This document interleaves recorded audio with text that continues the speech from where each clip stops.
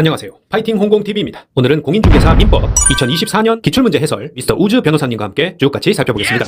집중하시고 바로 시작합니다. 안녕하세요. 파이팅 홍공TV입니다. 오늘은 2024년도 제35회 공인중개사 민법 기출문제 풀이를 진행하도록 하겠습니다.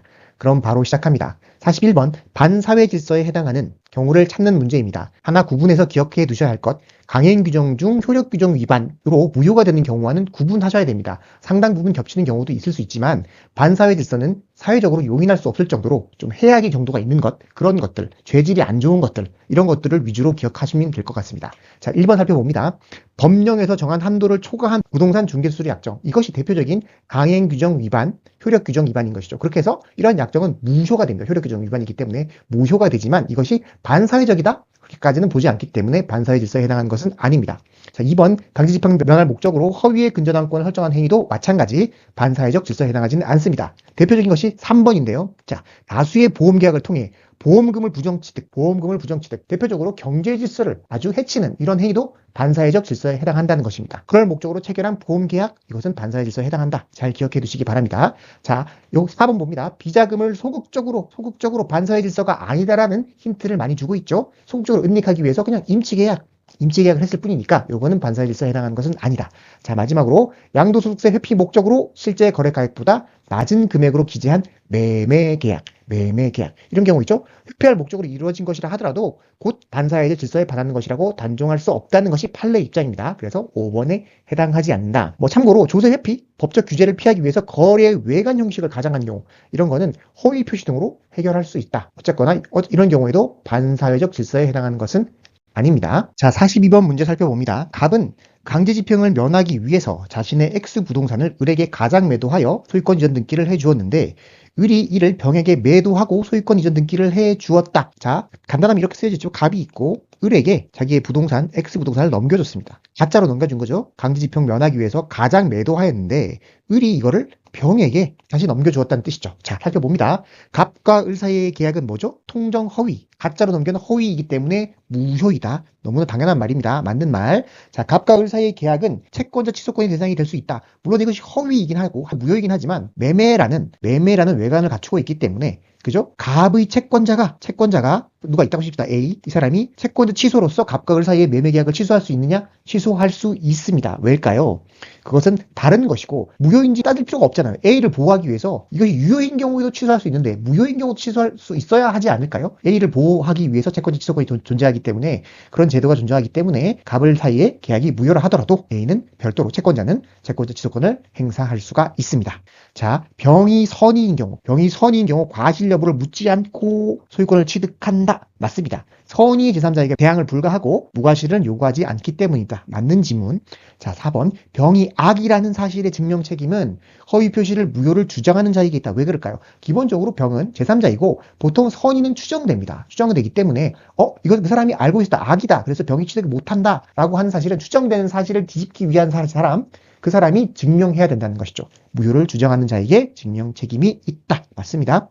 자, 5번 만약 악의 벽이 악인데 또 선의의 정에게 부동산을 또 매각했어요. 이럴 경우 정은 보호가 되느냐? 보호가 됩니다. 소유권을 취득한다. 그래서 5번은 틀린 문장이죠. 선의의 제3자, 그죠? 제3자는 정도 포함된다. 그렇기 때문에 보호된다. 자, 43번 찾아봅니다. 문제 봅니다. 착오로 인한 의사표시에 관한 설명으로 옳은 것, 옳은 것 고르는 문제입니다. 모두 고르시오. 자, 착오로 인한 의사표시 취소는, 원래 착오로 인한 의사표시는 취소할 수 있죠. 그렇지만 취소하지 못하는 경우 선의의 제3자에게 대항하지 못한다. 선의의 제3자는 보호해야 하니까 당연히 대항하지 못합니다. 맞는 지문이고요. 자, 니은 의사표시의 상대방이 의사표시의 착오를 알고 이용했습니다. 알고 이용한 경우 중대한 과실로 인한 것이라도 의사표시를 취소할 수 있다. 원래 착오는 중대한 과실로 인한 경우는 취소를 할 수가 없습니다. 중대한 과실로 인한 경우 취소할 수 없음. 원래는 취소할 수 없다. 그렇지만 상대방이 이걸 알고 이용한 경우까지 취소 못하게 하면 과하잖아요. 그렇죠? 그렇기 때문에 중대한 과실로 인한 경우는 착오 취소를 할 수 없지만 상대방이 이를 착오를 알고 이용한 경우에는 취소할 수가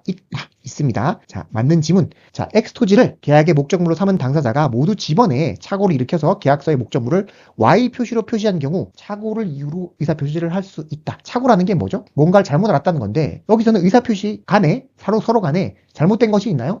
분명히 없죠. 왜냐하면 X토지에 대해서 양 당사자의 의사가 완벽히 합치했기 때문입니다. 착오라는 게 없어요. 다만 Y로 잘못 표시했을 뿐인 거죠. 이런 것은 O표시고 이런 것은 아무 문제되지 않는다. 따라서 X 토지에 대한 완벽한 매매 계약이 성립합니다. 따라서 의사표시를 취소할 수가 없습니다. 틀렸네요. 정답은 기역, 니은 두 가지 3번이 됩니다. 자, 44번. 사기 강박에 의한 의사표시에 관한 설명으로 옳은 것, 사기 강박, 옳은 것을 모두 고르는 문제입니다. 자, 기역. 아파트 분양하는 자가 아파트 단지 인근에 대규모 공동묘지, 혐오시설이죠. 어떻게 보면 대규모 공동묘지가 조성된다는 사실을 알면서 알려주지 않은 경우, 이는 기망행위에 해당합니다.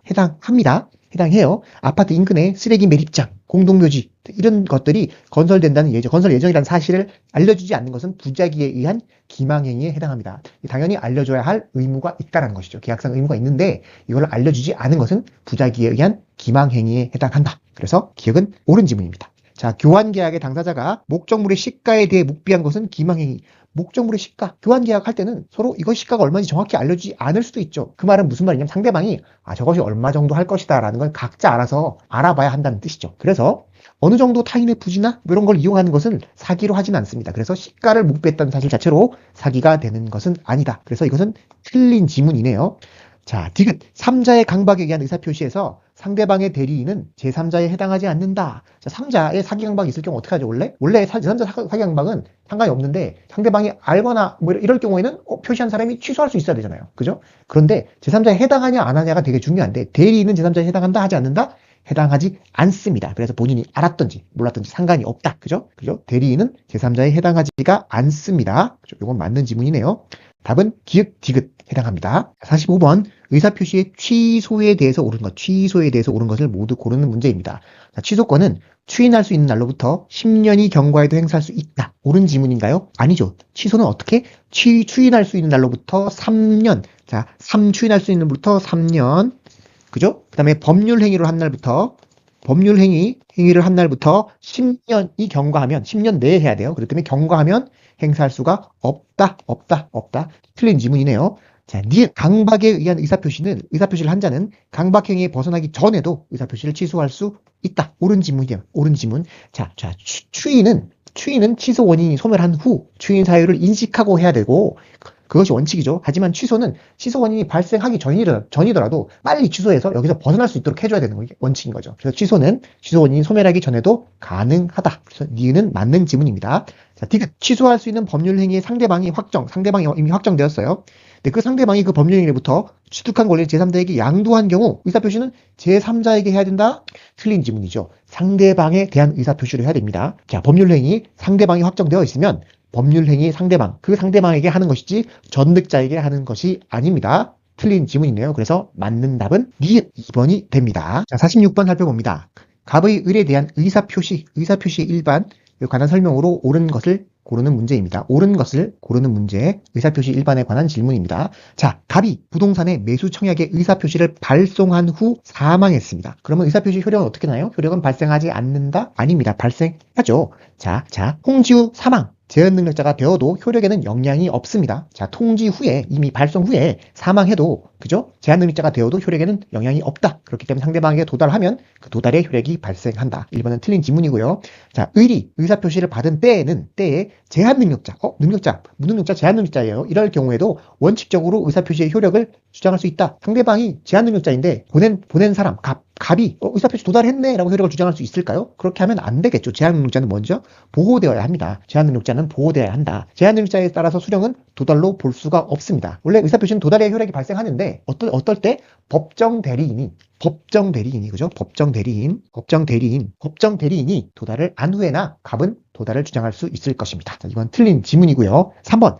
갑의 의사표시가 을에게 도달되었다고 보기 위해서는 그 내용을 알았을 것을 요한다? 그렇지 않죠. 반드시 알았을 것을 요합니까? 알아볼 수 있는 상태에 있기만 하면 되는 거죠. 그래서 상대방의 지배권에 들어간 경우, 그죠? 상대방의 지배권에 들어갔으면 도달한 것으로 본다. 내용을 알 것까지는 필요가 없습니다. 4번. 갑의 의사표시가 등기 우편으로 발송된 경우 상당한 기간 내에 도달되었다고 추정할 수 없다? 아니죠. 자, 등기 우편, 내용 증명 등은 특별한 사정이 없는 한 도달된 것으로 보고 있습니다. 그렇기 때문에 4번은 틀린 지문이고요. 그러면 5번이 맞는 지문일 텐데, 자, 을이 정당한 사유 없이 계약 해지의 통지 수령을 거부하는 경우, 그죠?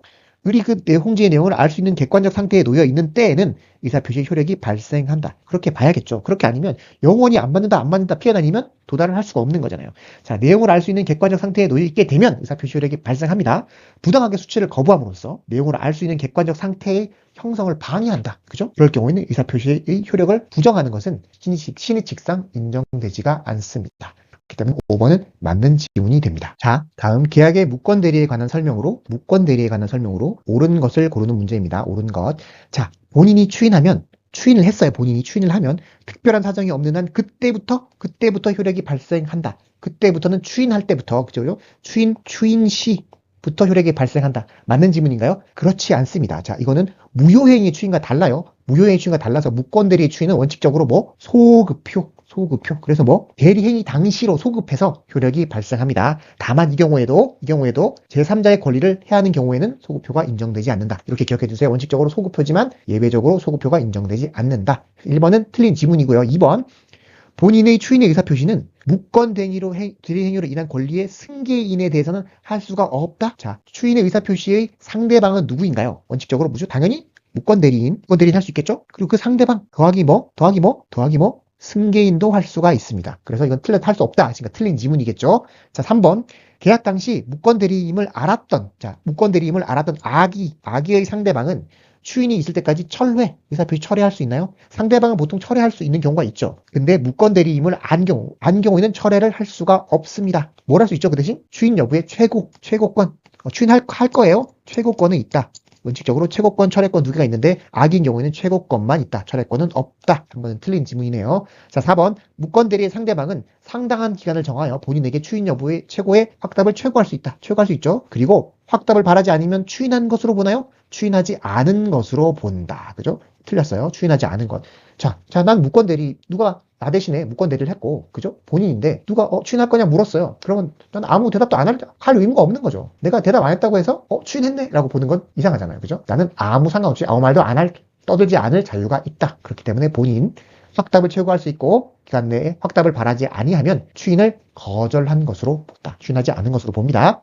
자, 5번. 본인이 무권 대리 행위를 알았어요. 안 후 자기에게 효력이 없다고 이의를 제기하지 않고 그냥 방치했다는 것으로 추인하였다고 볼 수 없다. 당연하죠. 앞에 말한 거 똑같아요. 자, 누가 나 대신 무권 대리 행위를 했어. 그냥 알았어. 아무 말도 안 하고 그냥 가만히 뒀어. 그럼 아무 말도 않고 가만히 뒀을 경우에도 저에게 어떤 법적 효력이 발생하면 안 되는 거잖아요. 그렇기 때문에 그런 사실만으로는 추인했다고 볼 수는 없다. 다만 묵시적 추인 같은 건 가능하죠. 적극적으로 추인의 의사표시를 하지 않더라도 묵시적 추인은 가능하지만 그런 묵시적 추인이라는 건 어떤 식으로든 적극적인 행위가 필요한 거예요. 행위. 지급 유예를 요청했다던가, 대금을 수령했다던가, 이런, 그죠? 적극적인 행위가 필요하기 때문에 그런 행위가 없는 상태, 방치한 사실만으로는 추인했다고 볼 수가 없습니다.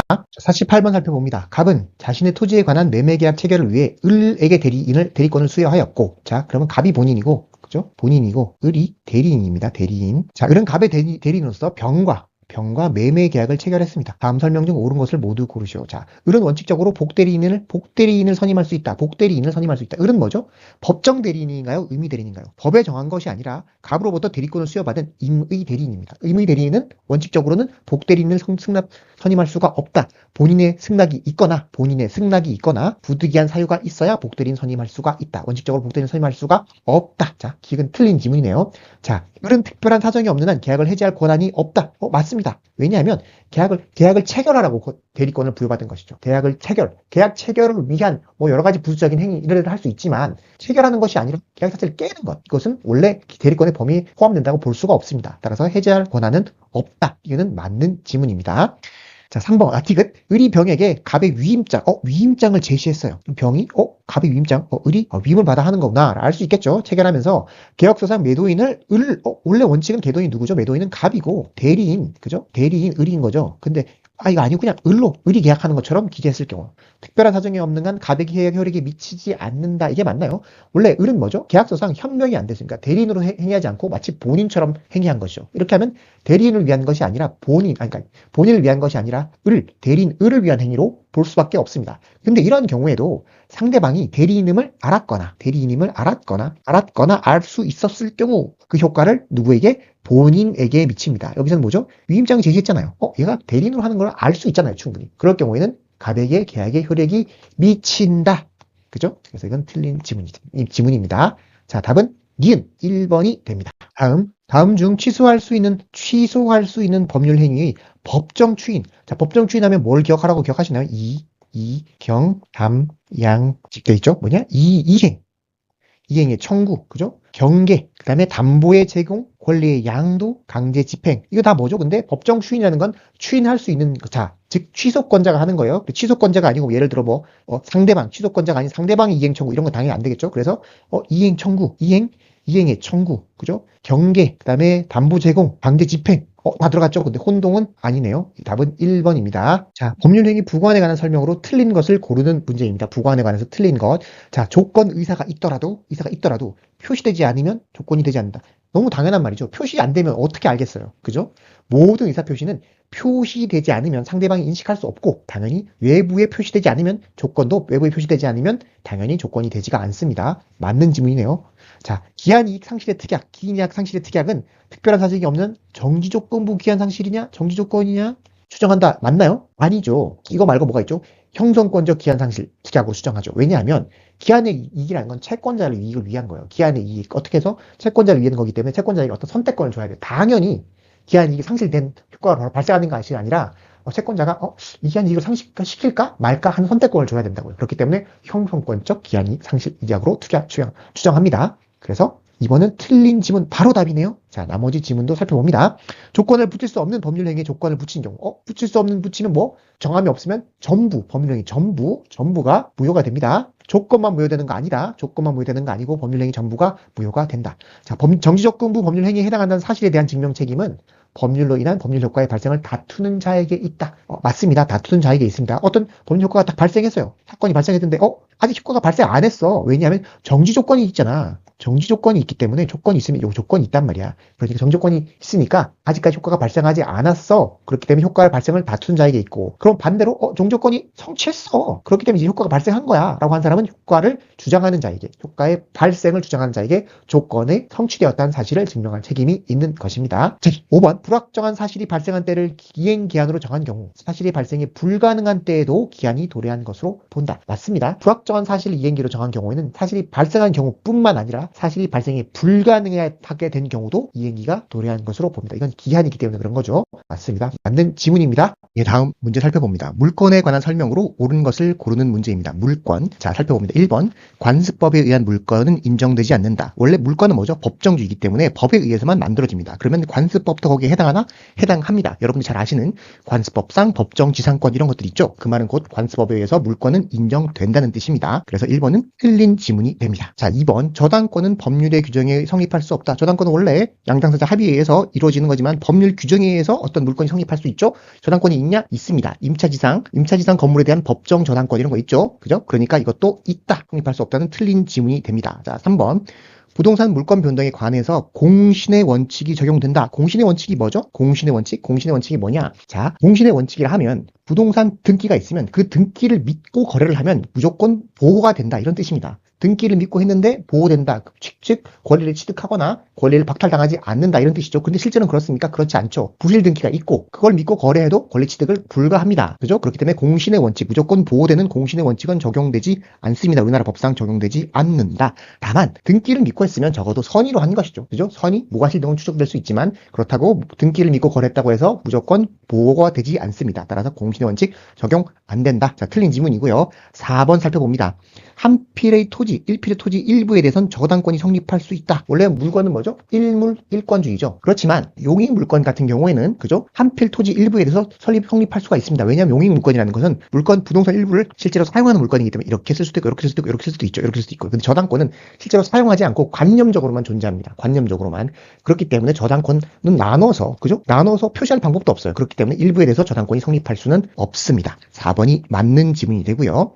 5번 물건의 집단에 대해서는 하나의 물건이 성립하는 경우가 없습니까? 있죠. 그죠? 있습니다. 집합 건물 집합인 거 집합물에 대해서 물고기 여러 말 그걸 갖다 하나로 묶어서 그죠? 양도담보를 설정한다든가 이런 물건이 성립할 수가 있습니다. 그죠? 그러니까 농작물 명인방법을 갖춘 수목, 이것도 명인방법 수목도 집단이잖아요. 하나하나가 아니고 하나의 집단으로 묶여져 있다는 거 말이죠. 그렇기 때문에 집합물에 대해서도 물건이 성립할 수가 있습니다. 그래서 틀린 지문이 됩니다. 정답은 4번입니다. 자, 52번. 등기 없이 부동산 물건 취득의 효력이 있는 경우를 모두 고르시오. 원래 물건 취득은 뭐죠? 법률 행위에 의한 것이 있고 법률 규정에 의한 것이 있습니다. 그죠? 법률 행위에 의한 것은 원칙적으로 당연히 등기를 해야지 물건 취득 효력이 발생하고, 법률 규정에 의한 건 기본적으로 등기 없이도 물건 취득 효력이 발생한다. 이렇게까지 일단 기본을 암기해 두시고 해보겠습니다. 자, 매매. 대표적인 법률 행위에 의한 것이요. 그러니까 등기 취득이 하려면 등기가 있어야 됩니다. 물건 취득을 하려면. 그래서 이거는 항상 안 한다. 자, 건물 신축. 신축은 뭐죠? 신축이라는 건 처음에 만드는 건데 등기 여부와 상관없이 물건을 취득하는 겁니다. 그렇기 때문에 이거는 물건 취득이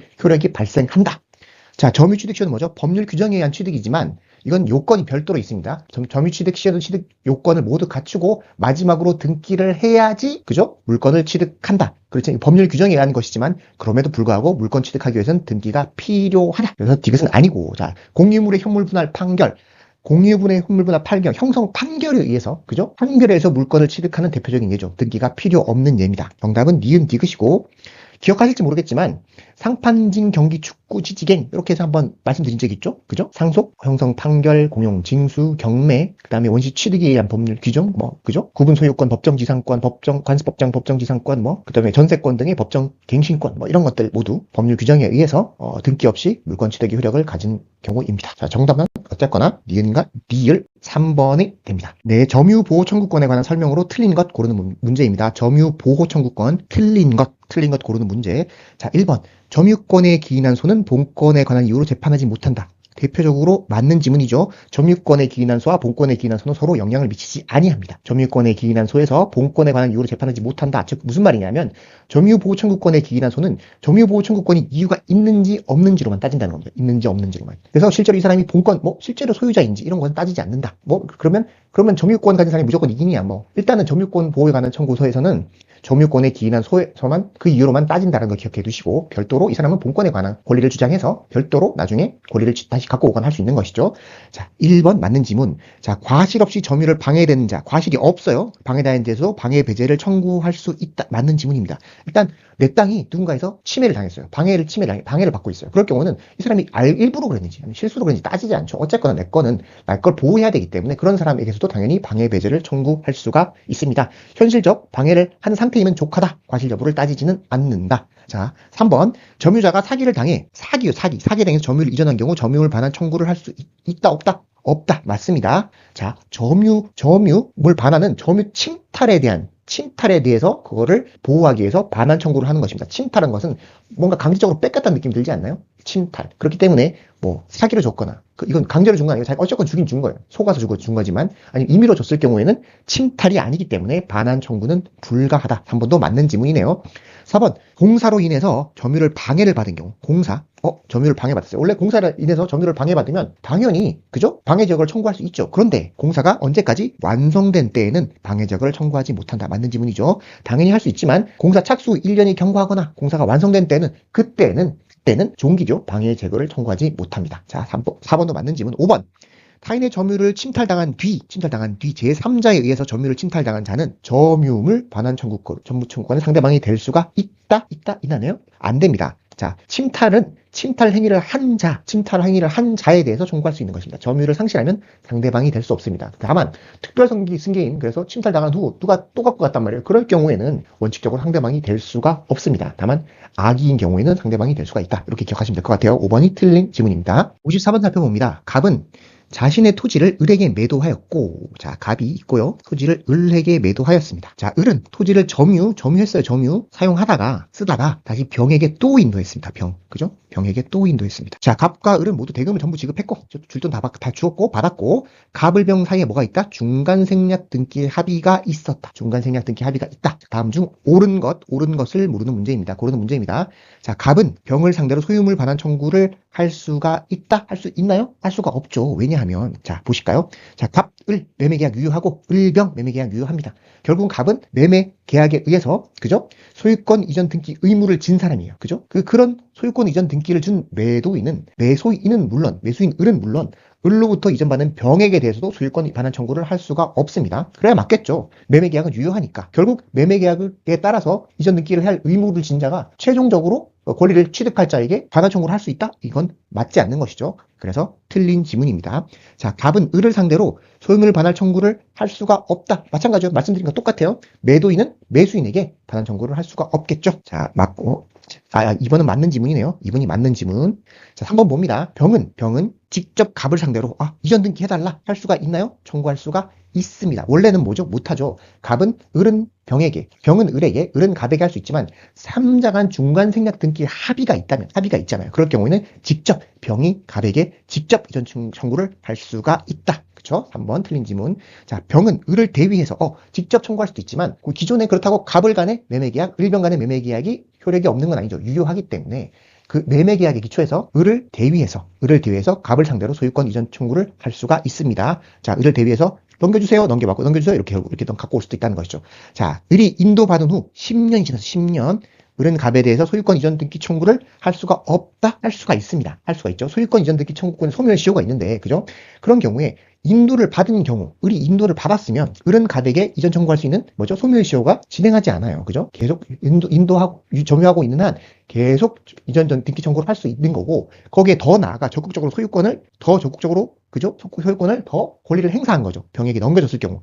이전하였다 하더라도 여전히 이런 경우에도 진행하지가 않습니다. 따라 10년이 지나도 소멸시효가 그죠? 완성되지 않는다. 그래서 이전 등기 청구를 할 수가 있다. 자, 다음 공유에 관한 설명입니다. 공유에 관한 설명으로 틀린 것입니다. 틀린 것. 공유는 뭐 생각하셔야죠? 보존행위, 그다음 처분, 그죠? 이런 거 다 생각해 보시면 될 것 같아요.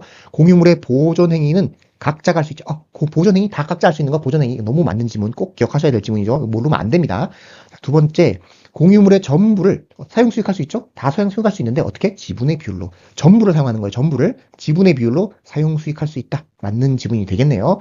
자, 공유자는 다른 공유자의 동의 없이 처분할 수 있나요? 처분 못해요. 다른 사람 공유 없이 공유자 일부가 마음대로 처분할 수 있다는 건 말이 안 되잖아요. 당해서 동의 없이 공유물을 처분하거나 또 권리관계에 그죠? 실제로 상태의 변경을 가져오는 것은 못합니다. 그죠? 당연히 공유물에 동의가 있어야 할 수 있다. 병행하지 못한다. 맞는 지문이네요. 맞고. 자, 공유자는 자신의 지분에 관하여 단독으로 취득시효를 중단시킬 수 있다. 취득시효 중단이 원래 원칙적으로 뭐예요? 보존행위 비슷한 거기 때문에 각자 할 수 있어요. 각자. 그럴 때 공유물 전부에 대해서도 할 수 있고 또 뭐죠? 자신의 지분에 대해서만으로도 할 수가 있다. 이것도 기억하셔야 됩니다. 그래서 이거는 틀린 지문이네요. 틀린 지문. 이 경우에는 취득시효 중단 효과는 자신의 지분에 관해서 단독으로 했지만 이 취득시효 효과는 해당 공유자 전체에게 미친다. 이것도 한번 기억해 주시면 좋을 것 같습니다. 5번. 공유물의 무단 점유자. 그러면 부당이득하고 있는 거잖아요. 그럼 부당이득 반환 청구권을 행사하죠. 특별한 사정이 없면 지분만큼 기속된다. 맞는 지문이 되겠습니다. 정답은 4번입니다. 자, 다음 문제 봅니다. 공유물 분할에 관한 설명으로 공유물 분할이고요. 옳은 것 고르는 문제, 모두 고르는 문제입니다. 모두 고르는 문제. 자, 기획. 재판상 분할에서 분할을 원하는 공유자의 지분만큼 현물 분할하고 분할을 원하지 않는 공유자는 계속 공유로 남아있게 할 수가 있다. 맞는 지문이다. 이런 식의 분할도 가능하다는 거 기억해 두세요. 이런 식의 분할도 가능하다. 자, 일부는 현물만큼 잘라주고 나머지는 그냥 그대로 그죠? 공유로 갖고 있을 수 있겠다. 사적 자치상 당연히 인정될 수밖에 없겠죠. 맞는 지문이고요. 자, 토지의 협의 분할. 이건 뭐죠? 재판상 공유물 분할 청구의 소에 따라서 하는 게 아니에요. 그냥 재판상 분할이 아니기 때문에 협의 분할하면 등기를 마치면 그 마친 때 등기 물권 변동 효력이 있다. 그럼 뭐죠? 협의 분할은 재판상 공유물 분할 초가 아니기 때문에 소송으로서 등기 없이 물권 변동 효력이 발생하는 경우가 아니고 등기가 필요한 경우입니다. 등기가 필요한 경우인데 그러면 등기를 필요한 경우는 언제 물권 변동 효력이 발생하느냐? 등기를 마치면 등기가 접수된 때에 물권 변동 효력이 발생합니다. 이건 등기상 이런 거죠. 등기하면 등기가 접수된 때에 물권 변동이 효력이 발생한다. 이건 등기의 일반적인 물권 변동 효력에 관한 문제이니까 기억해 두세요. 자, 2번 니은 맞고. 자, 공유자는 다른 공유자가 분할로 인해 이렇게 땅이 있잖아요. 이렇게 쪼개기로 했어요. 그러면 다른 공유자가 분할로 인해 취득한 물건에 대해서 그 지분 비율로 매도인과 동일한 담보 책임이 있다. 맞는 지문이죠. 법문상 맞는 지문입니다. 자, 동일하게 마찬가지로 담보 책임이 있다. 그죠? 자, 리을. 공유자 사이에 이미 분할 협의가 성립했어요. 이미 끝났어. 근데 일부 공유 분야가 이전 등기 절차를 협조를 안 해. 그죠? 이럴 경우에는 공유물 분할 소송 청구를 할 수가 있다? 없습니다. 이건 뭐냐면 할 수가 없다. 이게 맞는 지문이에요. 그죠? 뭐냐면 매매계약과 똑같은 거예요. 그죠? 매매계약에서 등기하는데 이 사람이 안 해. 그럴 경우는 뭐죠? 그 매매계약 협의에 따른 이전 등기 청구를 할 수 있는 거지. 그렇게 청구해서 이전 등기를 가져오면 되는 거지. 또 다른 별도로 공유물 분할 소송을 제기할 수는 없습니다. 이미 협의 분할이 성립하였기 때문에. 그죠? 그러면 그 협의에 따른 이전 등기 청구를 하면 된다. 자, 답은 다 맞네요. 답은 5번이 되겠습니다. 57번 문제 살펴봅니다. 갑소유 토지, 갑땅의 땅, 갑소유 토지. 그죠? 갑소유 토지 위에 을이 있어요. 을이 건물을 무단으로 건물을 신축한 뒤, 그 다음에 뭐죠? 병이 들어와 살고 있다는 거예요. 병에게 임대했어요. 임대해서 병이 현재 그 건물을 점유하고 있다. 자, 틀린 것 고르는 문제입니다. 자, 이 문제 생각하시면 뭘 거예요? 일단 기본적으로 갑 땅에 을이 무단으로 건물을 신축했어. 그럼 갑은 어떻게 보고되죠? 을로 하여금 야, 토지를 인도하고 건물을 철거해라. 이런 청구 당연히 할 수 있겠죠. 내 땅이니까 내 땅 돌려줘. 그리고 네 건물 난 모르니까 부셔. 철거해. 청구할 수 있고, 그런 도중에 내 땅을 썼으니까 부당이득, 손해배상 이런 거 할 수 있겠죠. 그렇죠? 기본적으로 그렇게 할 수 있다는 걸 기억해 두시고, 이럴 경우에 병이 들어와 있다는 거예요. 그럼 병에게는 어떤 청구가 가능하냐? 병에게 건물에서 나가라고 할 수 있을까요? 병은 나갈 살 수 있는가? 그걸 한번 생각해 보시면 될 것 같아요. 자, 보겠습니다. 갑은 병을 상대로 퇴거 청구를 청구할 수가 없을까요? 퇴거 청구할 수가 있습니다. 무슨 말이냐면, 그죠? 그래서 이게 틀린 지문이 되겠네요. 1번이. 무슨 말이냐면, 원래 원칙은 건물은 을 거죠, 을. 그래서 원칙은 을로 하여금 건물을 철거하고 토지를 인도할 수만 할 수 있어요. 그래서 거기에 누가 사는지는 원래 원칙은 할 수 없지만, 근데 이걸 하기 위해서는 병을 쫓아내야 되잖아요. 그렇기 때문에 병을에게 퇴거 청구까지는 할 수 있다. 그죠? 퇴거 청구는 할 수가 있다. 임차인에게 철거를 위한 퇴거 청구는 가능하다. 그죠? 그래서 퇴거 청구는 임차에게만 가능하다는 거예요. 임차인에게만 가능하다. 그래서 1번은 틀린 지문이 됩니다. 자, 2번, 갑은 을을 상대로 건물의 철거 및 토지 인도 청구할 수 있다. 말씀드렸죠. 그렇게 할 수 있다는 거죠. 당연히 이게 원칙이다. 철거 및 토지 인도가 원칙이다. 자, 을을 상대로 무당성의 부당이득, 가능한 토지 인도 청구, 철거 토지 인도 부당이득. 이건 너무 세트로 같이 나오는 거다. 기억하시고. 만약 을이 임대하지 않고 스스로 점유하고 있다면 건물 퇴거 청구할 수 있나요? 왜? 그건 못하는 거죠. 왜냐하면 을은 자기 건물이에요. 이 건물에 대해서 갑이 토지 소유자라서 건물을 부시라고 할 수 있지만 거기서 나가 이렇게는 못한다는 거죠. 자기 건물이니까. 이거 못한다. 퇴거 청구는 을이 병에게 임대했을 경우 임차인에게만 이 건물 철거를 위해서 퇴거 청구를 할 수 있고 그 을에게는 퇴거 청구는 하지 못한다. 자, 만약 병이 무단으로 건물을 무단으로 건물을 점유하고 있다면 을은 병을 상대로 인도 청구할 수 있을까요? 할 수 있죠. 왜냐하면 을은 건물의 소유자이기 때문에. 내 건물에서 무단 점거하고 있는 건 나가. 토지에 대한 사용권이 있고 없고 일단 떠나서 건물에 대해서는 자기가 소유자이기 때문에 소유자로서 퇴거 청구, 건물의 인도를 청구할 수가 있습니다.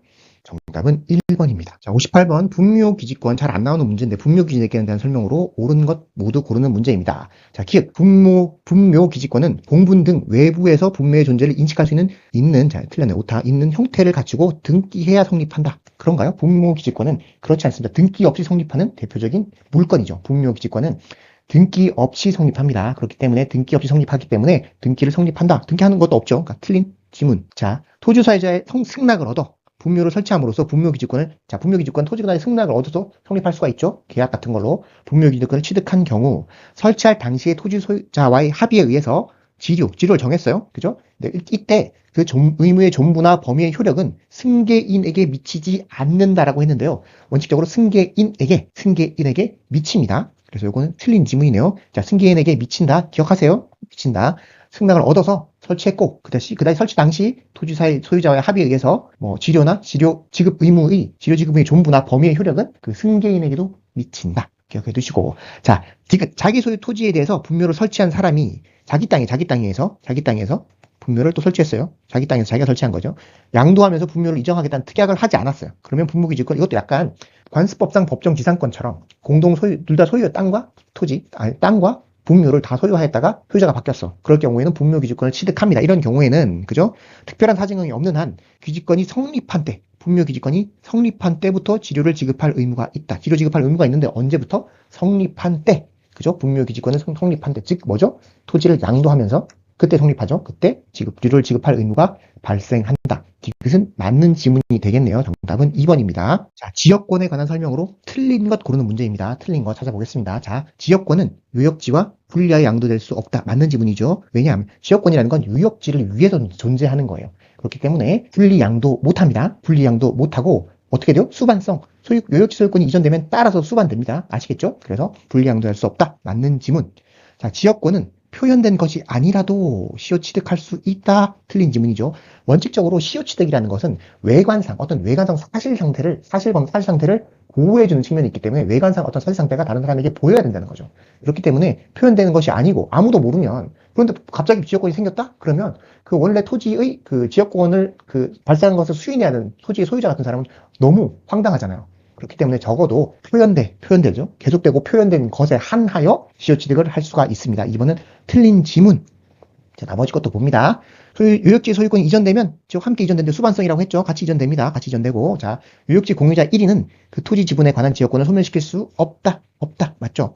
이걸 뭐라 그래요? 불가분성. 그죠? 공유자 중 1인이 지역권을 취득하면 공유자도 취득하고, 그러니까 5번도 맞는 지문이네요. 그 다음에 1인에 대한 지역소유권 소멸 사유가 발생해도 다른 공유자에게는 소멸하지 않습니다. 다 없어져야지 없어진다. 그죠? 그래서 다 안 없어진다. 이런 뜻이죠. 4번, 5번은 다 맞는 지문이 됩니다. 예, 전세권에 대한 설명, 틀린 것 다시 찾는 문제입니다. 전세권에 대한 설명으로 틀린 것 고르는 문제입니다. 자, 전세금에 반하는 전세권 말도에 필요한 등기 서류를 교부하기 전에 이루어져야 된다. 틀린 설명이죠. 전세권이 소멸할 때 전세권 목적물 및 인도 및 전세권 설정 등기 말소에 필요한 서류를 교부받은과 동시에 이루어집니다. 전세금 반환. 그렇기 때문에 틀린 지문이죠. 나머지 지문도 같이 살펴봅니다. 2번 전세권 설정자에 대해 통상의 수선에 필요한 비용의 상환을 청구할 수 없다. 청구할 수 없습니다. 즉 스스로 통상에 필요한 수선에 필요한 비용을 부담하면서 전세를 목적물을 사용해야 된다. 이 말입니다. 3번 전전세한 목적물에 불가항력으로 인한 손해가 발생한 경우 그 손해가 전전세하지 않았으면 면할 수 있었을 경우에는 그죠? 전세권자는 그 책임을 부담한다. 맞는 지문이다. 법문상 그죠? 전전세한 목적물 전세권자는 원래 그 전전세한 목적물에 대한 일단 책임을 다 지기 때문에 전전세했을 경우에도 책임으로부터 벗어날 수가 없다. 불가항력으로 인한 손해가 발생한 경우 전전세하지 않았으면 면할 수 있었다면 그때는 전세권자는 책임을 부담합니다. 자, 맞는 지문.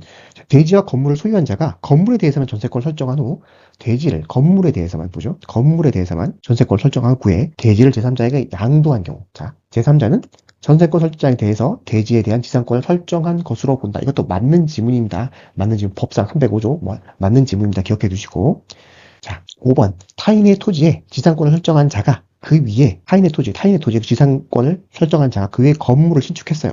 그럼 건물을 소유하게 되겠죠. 그 건물에 전세권을 설정한 경우 그 건물 소유자는 전세권자의 동의 없이 지상권을 소멸하게 하는 행위를 할 수 없다. 이 말은 무슨 말이냐면 타인의 토지에 있는 건물에 전세권을 설정할 때에는 전세권의 효력은 그 건물의 소유를 목적으로 한 지상권 또는 임차권에도 미친다.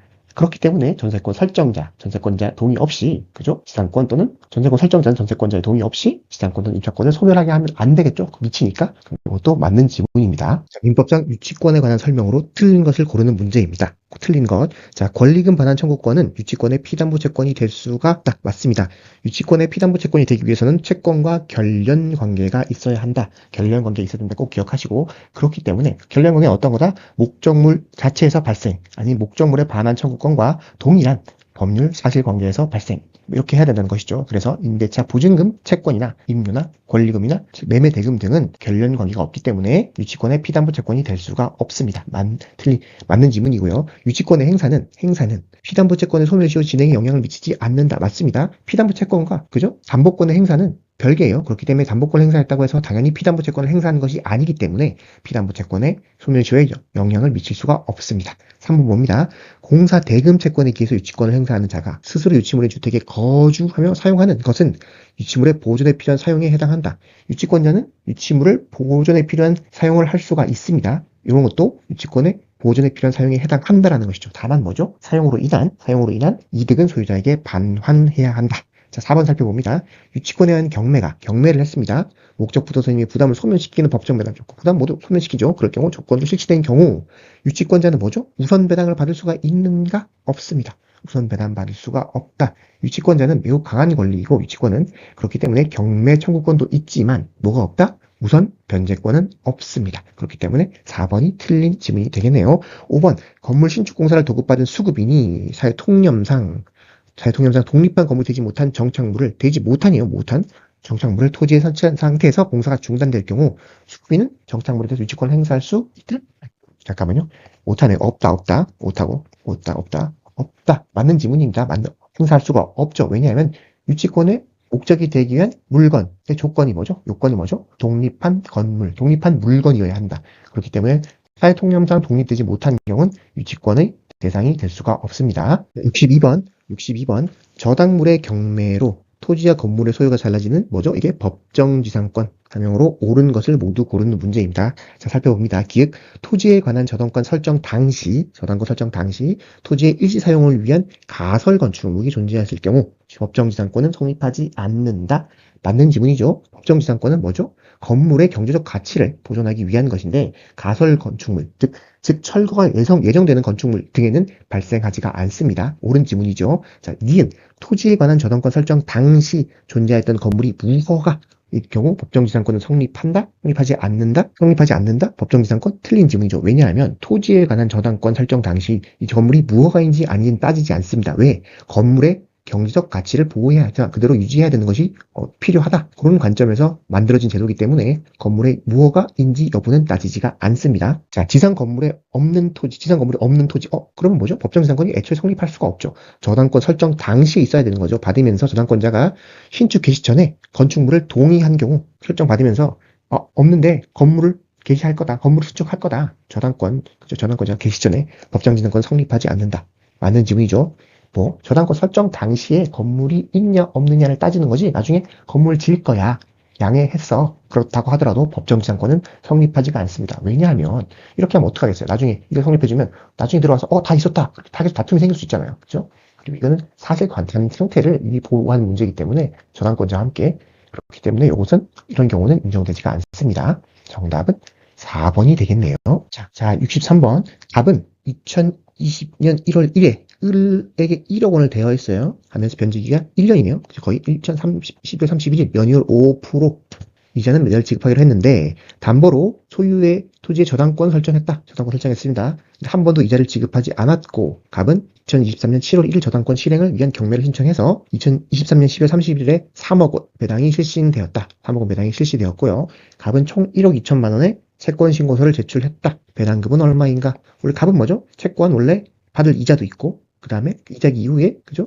지연 손해까지 다 있는데 근데 저당권은 그 중에 얼마만큼을 보호하냐 요 문제예요. 그죠? 저당권의 보호 범위에 관한 문제입니다. 자, 먼저 5% 이자가 있겠죠. 이자는 보호하는 게 맞습니다. 단 근데 등기해야 우선 면제받을 수 있는데 문제에서는 등기가 되었다는 걸 전제로 하고 풀어보겠습니다. 그럼 5% 1억 원에 5%는 얼마죠? 500만 원, 100만 원, 500만 원 들어가겠죠. 들어가고 변제기 이후에는 뭐죠? 이자가 아니라 지연 손해죠. 지연 손해. 지연 대상은 이행기 이후에 뭐죠? 1년분. 이행기 이후 1년분. 이자고 이거는 그죠? 그 다음에 지연 대상은 1년분. 변제기 1년분에 한해서 보호를 받습니다. 그죠? 지연 대상 이자는 뭐죠? 약정 이율. 요 이율을 따른다는 거죠. 1년분의 약정 이율을 따르면 500만 원이죠. 그죠? 500만 원. 1년분이니까. 그럼 두 합하면 뭐죠? 1000만 원. 그래서 1억 1000만 원만큼 저당권에 의해서 보호가 된다. 근저당권에 관한 설명으로 옳은 것을 모두 고르는 문제입니다. 채무자가 아닌 제3자도 전저당권을 설정할 수가 있다. 맞는 지문이죠. 물상 보증인 채무자가 아니어도 해줄 수 있죠. 아버지가 빚을 졌는데 큰애 삼촌이 와가지고 큰애 삼촌 아파트를 담보로 담을 수가 있습니다. 근저당권 맞는 지문이고요. 피담보 채무의 변경제는 채무자를 변경할 수가 있다. 원래 근저당권에서 그죠? 채무자를 변경은 함부로 할 수 없죠. 근데 저당권에서 그렇죠. 근데 근저당권은 다르다. 부종성의 완화가 됐다. 그래서 무슨 말이죠? 그죠? 확정 전까지는 채무의 소멸 이전, 채무의 변경 등은 저당권에 영향을 미치지 않습니다. 그래서 부종성이 완화된다. 채무자 변경도 가능하다. 자, 디귿. 근저당권에 포함될 피담보 채무에는 채무의 이자는 포함되지 않는다. 틀린 지문이죠. 채무의 이자도 포함이 됩니다. 채권 최고에는 채무의 이자도 포함이 되고 지연이자도 1년이라는 제한이 없어요. 이거는 저당권과 달라요. 1년이라는 제한 없이 최고액 내에서는 다 보호가 된다. 틀린 지문이네요. 그래서 답은 기읍, 니은 3번이 되겠습니다. 자, 민법상 계약에 대해서 옳은 설명을 고르는 문제입니다. 매매계약은 요물계약이다? 아니죠. 요물계약은 뭔가를 반드시 갖추고 있어야 되죠. 요물계약. 뭘 줘야 돼요. 그죠? 뭐죠? 현상 광고, 뭔가를 이행을 완료하고 해야 된다든가. 계약금을 전부 지급해야 되죠. 임대차 보증금도 돼야 돼요. 임대차 보증금 계약, 이런 것들이 요물계약이고, 매매계약은 그냥 낙성계약, 의사만으로 이루어지는 계약이다. 틀린 지문이고요. 도급계약은 편무계약이다? 아니죠. 편무계약은 뭐죠? 일방만, 그죠? 의무를 지는 계약인데 계약인데 도급 계약은 아니에요. 뭔가를 완료하고 상대방은 그 대가를 지급할 의무가 있죠. 그리고 사용대차, 돈 안 받고 빌려주는 행위, 증여, 무상임치, 무상, 소비대차 등이 그죠? 편무 계약이고 무상 계약이고 이런 거죠. 그죠? 도급 계약, 교환 계약은 쌍무 유상 계약이다. 그래서 3번도 틀린 계약이죠. 무상이 아니라 유상, 서로 대가, 경제적 대가를 지급하는 계약이다. 교환 계약도 내 거를 보고 줘야 되잖아요. 그래야지 받을 수 있기 때문에 유상 계약이고, 증여 계약은 요식 계약이다. 아니죠? 요식 계약이 아니죠? 요식 계약이 뭐죠? 불요식 계약이죠. 불요식 계약. 반드시 어떠한 요식 형태를 갖춰야 되는 그런 계약은 아니다. 임대차 계약은 유상 계약이다. 너무 옳은 질문, 정답은 5번이 되겠네요. 자, 계약 성립에 관한 내용으로 틀린 것, 계약의 성립과 관한 것과 함께 틀린 것입니다. 자, 격지자간 계약은 승낙의 통지를 발송한 때에 성립한다. 맞는 지문이죠? 서로 발송할 때, 최종 발송되었을 때 성립한다. 격지자간 계약은 그죠? 도달할 때가 아니라 격지자간은 발송할 때 성립한다. 너무 당연한 지문이고요. 관습에 의해서 승낙의 통지가 필요하지 않은 경우, 승낙은 원래 통지를 해야 되는데 관습에 의해서 통지가 필요하지 않은 경우 승낙의 의사표시로 인정되는 사실이 있는 때에 성립한다. 이것도 맞는 지문입니다. 뭐라 그러죠? 의사실현에 의한 계약 성립에 대한 내용이고, 그죠? 의사실현에 의한 계약 성립, 그죠? 의사표시 인정되는 사실이 있을 때 승낙을 한 것으로 본다. 계약이 성립한다. 맞는 지문이고요. 당사자 간에 동일한 내용의 청약이 상호 교차된 경우 서로 청약해서 서로 낙약하지 않았어요. 근데 결국 같은 건데 그럴 경우는 실제 또다시 승낙을 할 필요가 없잖아요. 그렇기 때문에 양청약이 상대방에 도달한 때에 계약이 성립한다. 교차 청약에 관한 내용입니다. 맞는 지문. 자, 4번. 승낙자가 청약에 대해서 변경을 가했어요. 승낙한 경우, 그러면 그 청약은 처음 받은 건 청약은 거절함과 동시에 새로운 청약을 한 것으로 본다. 맞죠? 변경된 승낙은 뭐죠? 새로운 청약이다. 맞는 지문이네요. 5번. 선시공 후분양되는 아파트의 경우 준공 전 그 외형 재질에 관해서 분양 공고에 표현된 내용은 특별한 사정이 없는 분양 계약의 내용이 된다. 분양 계약이 된다. 그럴까요? 아닙니다. 왜죠? 이건 선시공했잖아. 이미 아파트가 있어. 아파트가 있기 때문에 아파트를 보고 그 다음에 계약을 체결하죠. 일단 분양 공고의 내용보다는 아파트가 있기 때문에 아파트 그 자체가 분양 계약의 목적물이 되는 것이죠. 그죠? 그래서 분양 공고가 계약의 내용이 된다고는 볼 수가 없을 것 같습니다. 정답은 5번이네요. 계약 체결상의 과실. 계약 체결상의 과실 책임에 대해서 옳은 것 모르는 문제입니다. 계약 체결상의 과실 책임이 뭔지 머리 한번 떠올려 보시고 살펴봅니다. 계약이 의사의 불합치로 성립하지 않았다. 그죠? 사실을 알지 못하여 손해를 받은 당사자는 체결 당시에 계약이 불성립할 수 있다는 것을 안 상대방에게 과실 책임을 물을 수가 있다. 틀린 지문이죠. 계약 체결상의 과실 책임이 뭐냐면 적어도 계약은 체결했을 경우입니다. 계약이 체결되었는데 원시적 목적 불능으로, 그죠? 목적 불능인 경우 그때 묻는 것이지 계약이 체결되지 않았던 아예 그 외관도 갖추지 않은 불합치는 성립하지 않잖아요. 이때 묻는 것이 아닙니다. 그렇기 때문에 이거는 과실 책임을 물을 수 없다. 틀린 지문이고요. 부동산 수량 지정 매매에서 수량이 지정됐어요. 수량제 매매에서 실제 면적이 계약 책임을 미달하는 경우 원시적 불능인가요? 그래서 과실 책임을 물을 수 없다. 맞는 지문이죠. 무슨 말일까요? 수량 지정 매매는 뭐죠? 수량 지정 매매를 해결하는 제도가 법에 있습니다. 뭐라 그러냐? 담보 책임죠. 담보 책임으로 해결할 뿐 계약 체결상의 과실 책임을 물을 수는 없습니다. 기억하세요. 담보 책임으로 해결한다. 자, 디귿. 계약 체결 전에 이미 매매 목적물 전부 멸시됐네요. 사실을 알지 못했어요. 손해를 입은 계약 당사자는 체결 당시 그 사실을 안 상대방에게 과실 책임을 물을 수 있다. 이게 아마 맞는 지문인 것 같아요. 계약 체결상의 과실 책임의 요건을 보면 계약이 체결됐고 목적이 원시적 객관적 불능이고 채무자의 악의 또는 과실이 있고 상대방이 선의 무과실인 경우 책임을 물을 수 있는데 사안에서는 그죠? 이것이 선의 무과실인지는 모르겠어요. 선의인 건 맞는데 그래서 그런 무과실인지 명확하지 않다는 문제가 있지만 어쨌거나 답은 디귿을 정답으로 처리를 했었습니다. 자, 다음 문제 살펴봅니다. 자, 동시행의 항변권에 관한 설명으로 틀린 것 동시행 항변권입니다. 1번 서로 이행이 완료된 쌍무 계약이 무효로 되는 경우 반환 의무도 동시행 관계에 있습니다. 맞죠? 원래 채권이 서로 동시행 관계면 그로 인해서 무효가 됐을 경우 반환 의무도 동시행 관계에 일반적으로 있습니다. 자, 구분 소유적 공유 관계가 해소된 경우 구분 소유적 관계가 뭐죠? 이렇게 갖고 있다가 공유인데 실제로는 갑과 을이 실제로는 사용하는 부분이 나눠져 있는 경우죠. 근데 이거는 전체 지분은 공유로 이렇게 돼 있었습니다. 이럴 경우에 해소했다. 그럼 이거 서로 이렇게 넘겨주는 거죠. 공유된 지분을 실제로 갑을에 맞게 나눠주는 겁니다. 해소된 경우 상호간의 지분 이전 등기는 동시행 관계가 있다. 맞겠죠. 이것도 맞는 지문이다. 지분 이전 관계, 동시행 관계에 있다. 이거는 마치 건물을 서로 산 거랑 비슷한 거예요. 땅을, 토지를 서로 산 거랑 비슷하기 때문에 지분을 넘겨줘야 한다. 자, 동시행의 항변권이 붙어있는 채권은 특별한 사정이 없나 이를 자동채권으로 상기할 수 없다. 맞는 지문이죠. 자동채권은 뭐죠? 내가 받을 채권, 내가 줄 거 안 주고 받을 것도 안 받는 건데 받을 채권은 그 대신 그만큼 내가 날려버릴 수 있는 거죠. 근데 받을 채권에 상대방이 어떠한 항변권이 붙어 있어요. 그러면 그걸 함부로 없애버리면 상대방의 항변권을 무력화시키는 결과가 되잖아요. 그렇기 때문에 그렇게 할 수는 없다. 자동 채권으로 상계할 수 없다. 자, 양채무의 변제기가 도래한 쌍무계약에서 수정지체에 빠진 자는 이후 상대방이 자기 채무 이행 제공 없이 이행을 청구하는 경우 행복권을 행사할 수 없다. 행사할 수 있다. 예, 맞는 지문이네요. 무슨 말이냐 하면 동시인의 항변권은 한번 상대방이 먼저 이행 제공을 해가지고 그때 내가 동시인 항변권을 행사할 수가 없죠. 수정지체에 빠졌죠. 그러면 영원히 상실되느냐? 그렇지 않습니다. 그러다 상대방이 다시 가져갔어요. 그럼 둘 다 아무것도 안 한 상태잖아요. 그 상태는 상대방 해? 그럴 때 너도 해? 라고 할 수 있다는 거죠. 동시인 항변권은 한번 상실됐다가 영원히 상실되는 것은 아니다. 그래서 4번은 맞는 지문. 5번 채무담보를 위해 채권자 명의의 소유권 이전 등기가 된 경우 됐어요. 피담보 채권의 변제 의무와 소유권의 이전 등기 말소 의무는 동시행 관계에 있다. 그럴까요? 아닙니다. 뭐다? 채무를 변제하는 것이 선이행 의무입니다. 담보를 하기 때문이죠. 그죠? 담보를 하기 위해서는 담보를 된 경우는 먼저 해줘야지 담보를 말소할 수가 있다. 정답은 5번이네요. 자, 다음 문제. 갑은 X 건물을 을에게 매도하고 을로부터 계약금을 지급받았습니다. 계약금을 지급받았다. 그런데 그 후 귀책 사유 없이 X 건물이 멸실됐다. 이런 걸 뭐라 그러죠? 위험 부담이라고 하죠. 자, 다음 중 옳은 설명을 모두 고르는 문제입니다. 갑은 을에게 잔대급의 지급을 청구할 수가 있다. 틀린 지문이죠. 위험부담 뭐죠? 자, 채무자 위험부담주의에 따라서 모두에게 귀책 사유가 없으면 매도인인 채무자는 대금을 청구할 수가 없고, 그렇죠? 그렇기 때문에 받은 대금도 반환해야 하고 매수인은 대금 반환 청구권이 발생하죠. 그렇기 때문에 잔대금의 지급을 청구할 수는 없습니다. 을은 그래서 계약금 반환을 청구할 수 있다. 대금 돌려줘야 하니까요. 근데 그러니까 원래 원칙대로 돌아가는 거예요. 서로 의무가 없고 이미 이행받은 것을 다시 돌려주고 이렇게 된다. 자, 을이 수령 지체 중에 갑과 을이 귀책 사유 없이 건물이 멸실된 경우 이건 어떻게 뭐라 그러죠?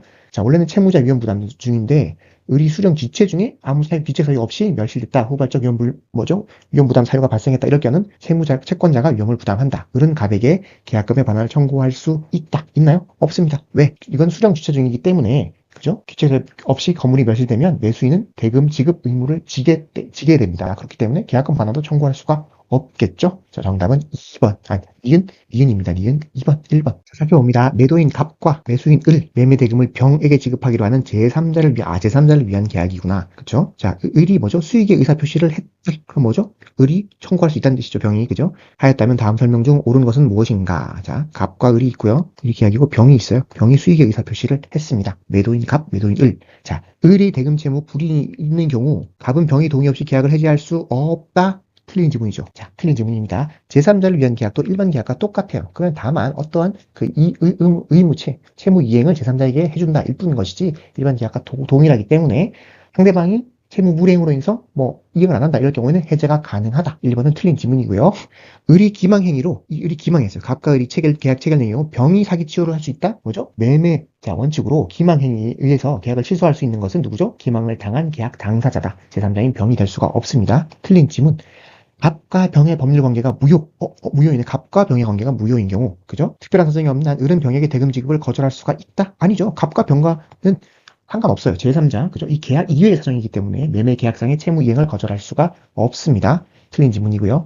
을이 매매 대금을 병에게 지급했어. 이미 지급했어요. 지급했다. 후에 갑과 을이 계약이 해제되었다. 을은 병에게 부당이득 반환 청구를 할 수 있다. 부당이득 반환을 청구하느냐 아니면 계약상 어떻게 되는 거죠? 매매 계약의 당사자는 해제로 인한 반환 청구권을 해야 되고 그 계약은 상대방에게 해야 된다. 계약 상대방에게 해야 된다. 제3자에게 부당이득으로 그 반환을 청구할 수가 없습니다. 틀린 지문. 즉 을은 갑에게 그죠? 원상 회복을 해야 한다라고 상대방에게 청구할 수 있는 거지 병에게 부당이득 반환 청구를 별도로 할 수 있는 것은 아니다. 자, 갑과 을이 계약을 체결할 때 병의 권리를 변경시킬 수 있으면 유보했다. 갑과 을은 병의 권리를 변경시킬 수 있다. 원칙적으로는 제3자를 위한 계약에서 그죠? 수익자의 권리를 소멸시킬 수가 없어요. 제3자를 보호해야 되기 때문에. 그렇지만 예외적으로 할 수 있는 경우가 뭐다? 제3자가 동의를 하거나 아니면 권리를 변경할 수 있음을 유보한 경우, 그럴 경우는 병도 않는 거죠. 이럴 경우에는 가능하다. 정답은 5번이 되겠네요. 자, 71번 봅니다. 매도인 갑과 매수인 을 사이에 X주택에 관한 매매 계약이 적법하게 해제된 경우 해제 전에 이해관계를 맺은 자로서 계약 해제로부터 보호되는 제3자에 해당하지 않는 자를 고르시오. 자, 원래 해지에서 보호되는 제3자가 있죠. 그 3자에 해당하는지 해당 안 하는지를 찾는 문제입니다. 자, 보면 해지된 계약에 의해서 형성된 법률 관계를 기초로 새로운 권리를 취득한 자로서 등기, 인도 등의 완전한 권리를 취득한 자는 해제의 소급표로부터 보호됩니다. 아시겠죠? 법률관계를 기초로 새로운 권리를 취득한 자로서 등기 인도 등을 완전한 권리를 취득한 자는 해제의 소급표로 해하지 못한다. 그러니까 해제 자체에 의해서 소멸하는 그 소멸하는 채권 자체를 압류 가압류한 자, 그렇죠? 이 채권 자체를 양수해서 등기 인도 등으로 완전한 권리를 취득하지 못하면 보호하는 제3자가 아니다. 아시겠죠? 자, 그럼 여기서 문제를 살펴봅니다. 을의 소유권 이전 등기 청구권을 압류한 자. 여기 뭐죠? 갑이 있죠? 을이 있습니다. 갑은 뭐 여기서 뭐 소유권 이전 등기 청구권이 있죠. 그리고 여기는 뭐죠? 매매 대금 지급 청구권이 있습니다. 그죠? 지급 청구권이 있단 말이에요. 뭐죠? 그럼 을의 소유권 이전 청구권 요거 자체를 압류한 자죠. 이건 뭐예요?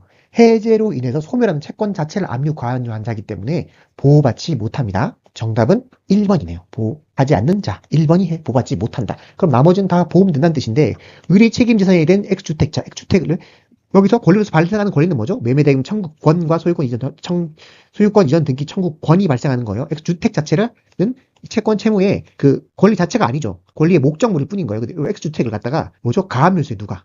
X주택을 뭐 을의 뭐 채권자나 이런 사람이 가압류할 수 있잖아요.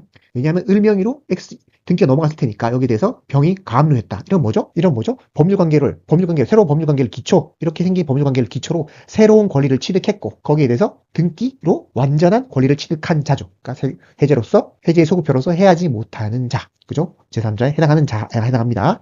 자, 을 명의로 소유권 이전된 등기된 X주택에 대해서 또 마찬가지예요. 저당권, 새로 생긴 을 명의의 등기에 대해서 저당권을 취득한 누가 있겠죠? 무가 있다든가 이런 경우 마찬가지로 보호되는 자다. 을과 매매 예약에 따라서 소유권 등기 이전 보존 청구권을 가등기한 자. 이거를 했다는 게 아니에요. 을에 넘어왔고 을로부터 예를 들어 병이 또 물건을 샀단 말이에요. 예약을 했어. 매매 예약을 했을 때 매매 예약의 가등기 청구권을 매매 예약에 의해 그죠? 소유권 이전 등기 청구권을 보존하기 위해서 X 토지에 대해서 X 건물에 대해서 가등기를 마친 자. 이런 뜻이죠. 새롭게 이해관계, 법률관계를 취득한 자죠.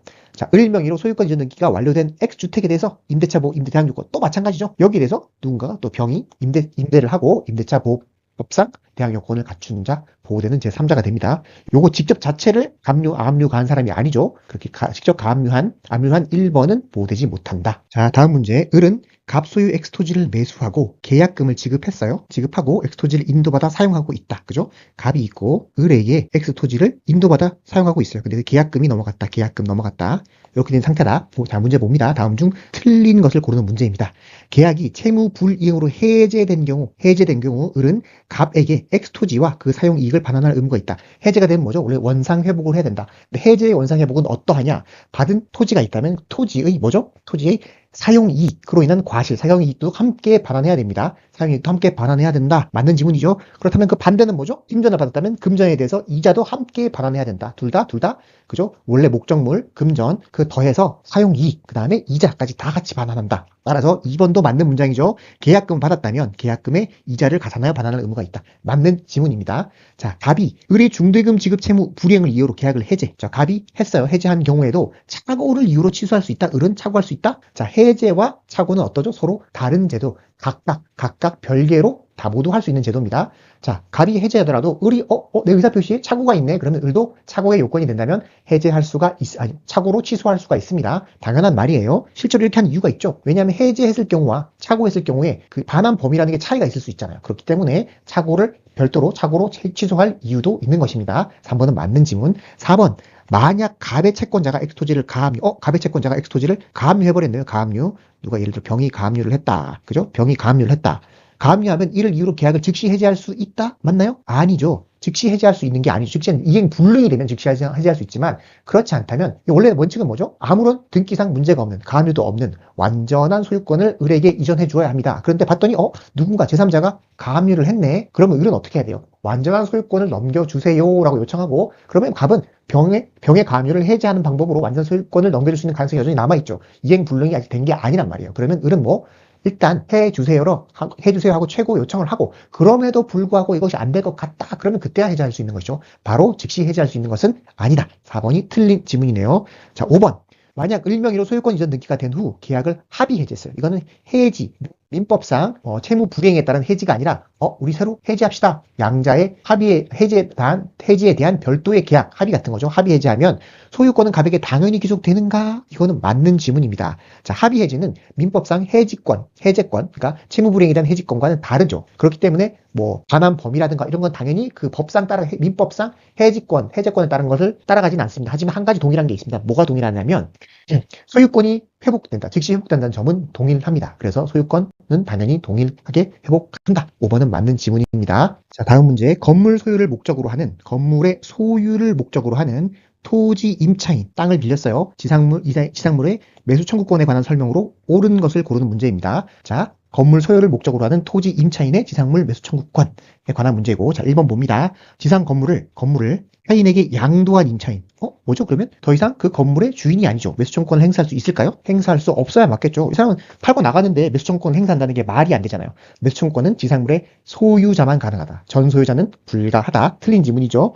자, 2번. 임차인은 저당권이 설정된 건물에 대해서 매수 청구권을 행사할 수 없다. 자, 자기가 땅을 빌려가지고 건물을 지었는데 거기 저당권이 설정돼 있어요. 그럴 때 토지 주인에게 매수 청구권 행사할 수 있나요? 없나요? 있습니다. 없는 게 아니죠.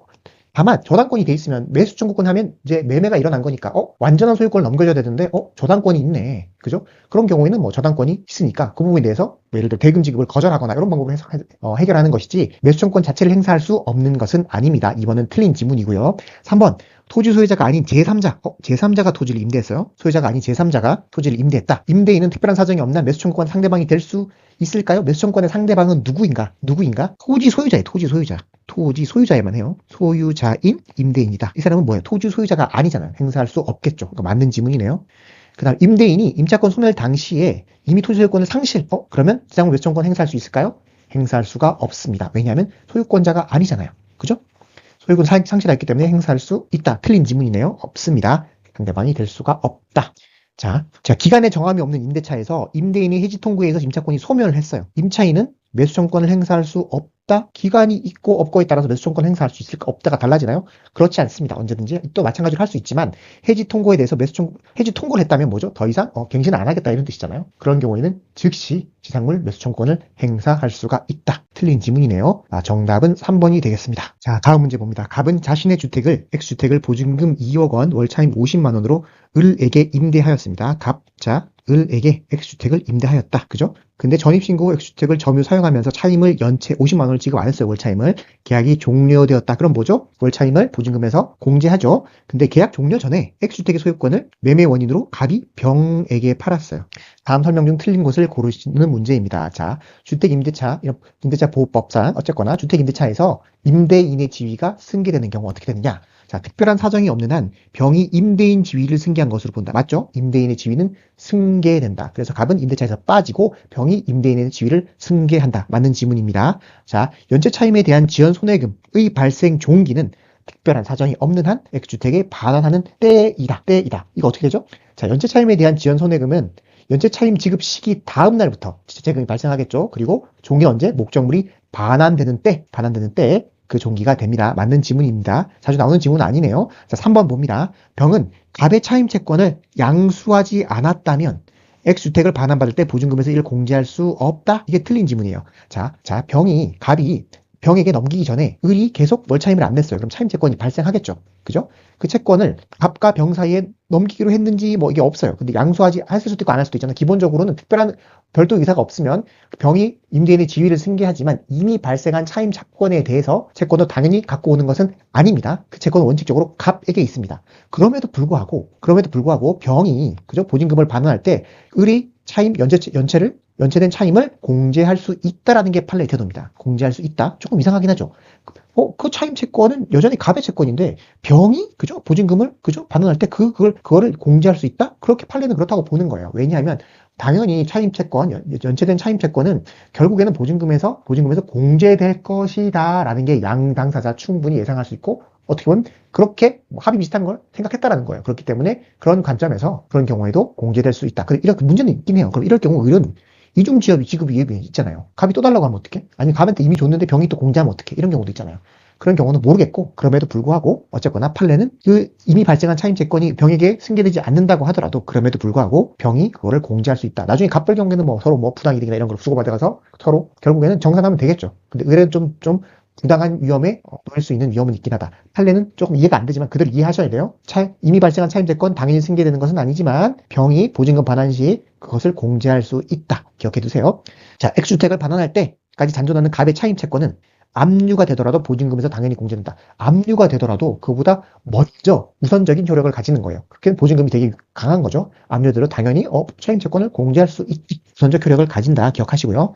X주택을 반환하지 않으면 특별한 사정이 없는 한 을은 보증금이 있음을 이유로 연체 차임 지급을 거절할 수 없다. 맞습니다. 보증금 있다고 해서 연체 차임은 보증금은 보증금이고 연체 차임은 당연히 지급해야 될 의무가 있다. 자, 5번 맞는 지문이네요. 정답은 3번. 자, 다음 문제 봅니다. 임대인 을은 임대인 갑에게 2024년 3월 10일로 기간이 만료되는 X주택의 임대차 계약에 대해서 임대차 보호법상에 따라 갱신 요구를 통지를 해서 1월 5일에 도달했습니다. 그죠? 1월 5일에 도달했고 갑이 갱신 거절의 통지를 하지 않아서 계약이 갱신되었어요. 자, 일단 계약 갱신은 되었습니다. 갱신되었고 그 후 을이 갱신 요구를 했는데 기간이 개시되기 전에 1월 29일 날 해지해야겠네 해서 해지 통지를 또 했어요. 그래서 1월 3일에 갑에게 도달하였다. 언제 종료되는가? 자, 판례에 따른 거죠. 주택임대차보호법상 임차인은 계약 종료 6개월, 2개월 이전까지 그 사이에 갱신 요구를 할 수 있습니다. 갱신 요구로 갱신이 됐다면 그 다음 기간이 어떻게 돼요? 임차인은 언제든지 해지를 요구할 수가 있고 그 해지 요구는 해지가 통지된 후 3개월이 지나면 효력이 발생해요. 통지 후 3개월. 근데 여기서 문제가 뭐야? 해지를 했는데 그게 언제냐? 새로운 임대차 계약이 시작하기 전에 했다는 거죠. 그죠? 새로운 임대차 계약이 시작하기 전에 원래 3월 10일 날 만료인데 그 이전에 1월 29일에 좀 이상한 사람이긴 해요. 그죠? 연장을 하기로 해놓고 갑자기 해지를 통보한 거예요. 어쨌거나 새로운 임대차 계약이 갱신 기간이 시작하기 전에 그 이전에 했더라도 그 효력은 동일하다는 게 판례트예요. 그렇기 때문에 이거 상관없다는 거예요. 그래서 어쨌거나 그러면 언제 통지했냐? 1월 30일 날 통지했고 그로부터 3개월이 지난 시점 4월 30일에 계약이 해지된다. 그렇게 보시면 될 것 같습니다. 자, 다음 민사특별법 집합건물부터 봅니다. 집합건물 소유에 관한 관리 변명상 관리인에 관한 설명으로 틀린 것, 관리인이 틀린 것. 관리인은 구분 소유자에만 한다? 바로 틀렸네요. 보세요, 여러분. 관리인. 아파트에 관리인들이 있으죠. 다 구분 소유자인 거예요? 아니죠. 외부 업체거나 막 이렇잖아요. 그렇기 때문에 관리인은 구분 소유자가 한다? 틀린 지문입니다. 구분 소유자일 필요가 없다. 자, 관리인은 보존행위를 할 수 있고요.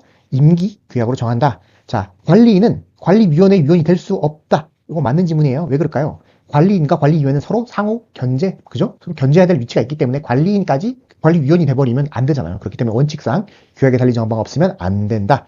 자, 관리인 대표권 제한될 수 있지만 제3자에게 대항할 수는 없다. 이것도 맞는 지문입니다. 정답은 1번. 자, 갑이 있어요. 갑이 을에게 1억 빌려주세요. 1억. 담보를 잡아야겠죠. 뭘 잡았냐? 병의 X 건물에 대해서 담보를 잡았어. 이게 얼마짜리? 2억 원짜리다. 2억 원. 그죠? 피담보 채권은 얼마? 저당권의 피담보 채권은 원래 1억 5천이고 담보 가등기를 마치고 근데 을이 안 갚았어요. 그럼 어떻게 되느냐? 가등기 담보에 관한 법률이 적용된지를 살펴보면 돼요. 그죠? 가등기 담보에 관한 법률 적용될 것 같아요. 그죠? 왜냐면 빌려준 거고 건물의 그것이 피담보 채권보다 크고 그렇기 때문에 적용된다. 일단 그렇게 보시고 그러면 갑이 귀속 청산 절차에 따라 적법하게 X 건물의 소유권을 취득하면 병의 전환권은 소멸하나요? 자, 귀속 청산 시 가등기 담보권자는 선순위 담보권자의 채권을 제하고 청산권을 지급합니다. 그 무슨 말이에요? 그러면 선순위 전환권을 떠안다는 뜻이죠. 그죠? 인수하면서 물건을 취득한다는 뜻이기 때문에 그렇다는 즉 귀속 청산한 경우 선순위 전환권의 담보권인 전환권은 소멸하지 않는다는 뜻이죠. 그러니까 1번이 틀린 지문이네요. 바로 1번이 정답입니다. 자 2번 봅니다. 갑이 을에게 청산금 지급 않고 본등기 그럼 무효예요. 청산해야 돼 반드시. 그죠? 청산 안 하고 그냥 넘기면 안 되는 거. 청산금을 지급하고 절차를 다 끝내야지 귀속 청산했을 때 자기 거가 된다. 자, 갑의 청산금 지급 의무와 을의 가등기에 기한 본등기 및 X건물 인도 채무는 동시 이행 관계에 있다. 청산금 지급 채무와 이건 그런가요? 맞습니다. 갑의 청산금 지급 채무와 가등기에 기한 본등기 및 X건물 인도 채무는 동시행 관계가 있어요. 실질적으로 소유권을 넘기는 그런 효과이기 때문에 그죠? 이거는 맞다. 근데 뭐가 헷갈리냐? 청산금 그거 맞는데 담보 가는 게 말소하기 위해서는 뭐죠? 대여금을 먼저 지급해야 된다. 그거는 선순위인데 요거는 동시행 관계에 있다. 헷갈리면 안 됩니다. 4번 경매 절차에서 정의 X 건물의 소유권을 취득하면 특별한 사정이 없는 한 갑의 가등기 담보권은 소멸한다. 경매에 의하면 가등기 담보권은 뭐예요? 그냥 일반적인 저당권 담보권과 유사해요. 그래서 다 소멸한다. 맞고요. 청산금이 없는 경우 적법하게 실행 통지를 하고 없는 경우에도 어떻게 실행 통지를 해야 돼요? 2개월 청산 기간이 지나고 절차의 종료와 함께 그럼 뭐죠? 소유권을 취득하는 거죠. 이때 이럴 경우에 사용수익권은 갑에게 귀속한다? 사용수익권 어떻게 되나요? 원래는 수익권은 원칙적으로 설정자에게 있어요. 설정자. 그런데 청산이 종료되면 사용수익권도 채권자에게 귀속하게 됩니다. 그래서 맞는 지문이 되겠네요. 자, 다음 문제 봅니다. 명의신탁 관한 문제고요. 갑이 원래 자기 거예요. 근데 이 부동산 X부동산을 을명의로 해줬어. 명의신탁이 을명의. 근데 을이 병한테 팔아버렸어요. 이럴 경우 어떻게 되느냐? 옳은 거 고르는 문제입니다. 갑은 이럴 경우 어떻게 돼요? 병이 소유권을 취득하죠. 취득합니다. 명의신탁 약정이 있어. 명의신탁 약정에 의해서 명의를 을이 받았는데 수탁자가 받았는데 그거를 병에 넘겼다. 그럼 소유권을 취득합니다. 원칙적으로 취득하는데 그럴 경우 갑은 뭐야 이거? 불법행위로 인한 손해배상을 청구할 수가 있겠죠. 맞는 지문입니다.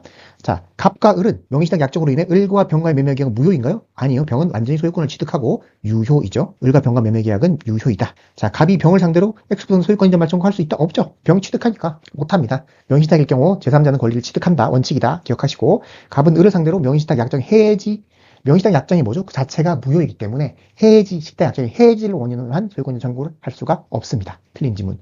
을이 X부동산의 소유권을 우연히 다시 취득했어요. 그러면 갑이 달라고 할 수 있냐? 달 수 있냐? 안 됩니다. 우연히 수탁자가 다시 소유권을 다시 취득해도 신탁자가 반항 청구하는 것은 할 수 없다. 할 수 없습니다. 틀린 지문이네요. 정답은 1번. 자, 다음 문제. 임차인 을은 갑소유의 X상가 건물에 대해서 월차임 200만 원 기간 5월 23일로 하는 임대차 계약을 체결했고 기간 만료 14일 전에 갱신 거절의 통지를 하여 다음날 갑에게 도달하였다. 5월 10일에 도달했네요. 이럴 경우 임대차 계약이 언제 종료되는가? 자, 상가 임차인은 갱신 요구를 할 수 있어요. 갱신 요구는 언제부터? 6개월 이전부터 1개월 이전에 이루어져야 한다. 그죠? 근데 갱신 거절에 관한 것은 언제까지 할 수 있는지 하는 기간이 없어요. 갱신 요구는 있는데 기간이, 그죠? 6개월, 1개월 있는데 거절에 대해서는 기간이 없어요. 그렇다면 언제 하는가? 이럴 경우에는 묵시적 갱신이 인정되지 않잖아요. 갱신 거절을 했으니까. 그렇기 때문에 임대차 기간의 만료일에 통지를 했다면, 기간이 없기 때문에 통지했다면 기간의 만료일에 종료된다고 보는 것입니다. 그렇기 때문에 종료일은 언제죠? 원래 만료일인 5월 23일. 거절에 대해서는 기간이 없다. 그래서 유효하고 갱신 안 되고 그래서 원래 종료될 시점에 종료된다. 꼭 기억해 두세요. 자, 상가 건물 임대차 보호법 적용된 X 건물에 대해서 임대인 갑과 임대인 을이 보증금 3억 월차임 60만 원으로 인해서 체결한 임대차 기간이 기간 만료로 종료되었어요. 근데 갑이 을에게 보증금을 반환하지 않고 있고 을이 X 건물을 점유 사용하고 있습니다. 이럴 경우 어떻게 되죠? 기간이 끝났는데 서로 보증금도 반환하지 않고 건물을 사용하고 있어요. 이러면 뭐라고 어떻게 보느냐? 그냥 임대차가 그대로 존속된 것으로 의지됩니다. 그냥 쭉 간다는 얘기예요. 그러면 그대로 쭉 가는데 불법행위가 있나요? 특별한 건 없어요. 서로 안 하고 있기 그냥 존속되는 거예요. 불법행위나 손해배상 청구할 수가 없겠죠, 당연히. 자, 을은 갑의 을에 대해서 채무불이행 손해배상 청구할 때 어떤 채무불이행이 있나요? 그냥 존속대로 그대로 가고 있는 거예요. 예를 들어 차임을 안 지급했거나 이런 채무불이행이 있는 게 아니기 때문에 어떤 채무불이행이나 손해배상 청구를 할 수 있는 것도 아닌 것으로 보입니다. 자, 갑은 을에게 차임에 상당하는 부당이득 반환, 이상하죠. 뭔가를 받긴 받아야 될 것 같아요. 그죠? 받긴 받는데 부당이득 반환이냐? 그렇지 않다라는 거죠. 이거는 부당이득이 아니라 그냥 그대로 존속되는 거기 때문에 존속되는 임대차 계약상의 차임을 청구할 수 있을 뿐이다. 이렇게 보고 있어요. 그래서 분합이득 반환 청구가 아니라 그냥 차임 지급 청구를 할 수 있을 뿐이다. 이렇게 보는 겁니다. 자, 보증금 반환 때까지 유치권 행사할 수 있냐? 어쨌건 보증금 자체가 유치권 행사가 안 되죠. 이건 당연히 틀린 지문. 정답은 4번이 됩니다. 자, 수고하셨고요. 자, 시험 잘 치시길 바랍니다. 오늘 강의는 이것으로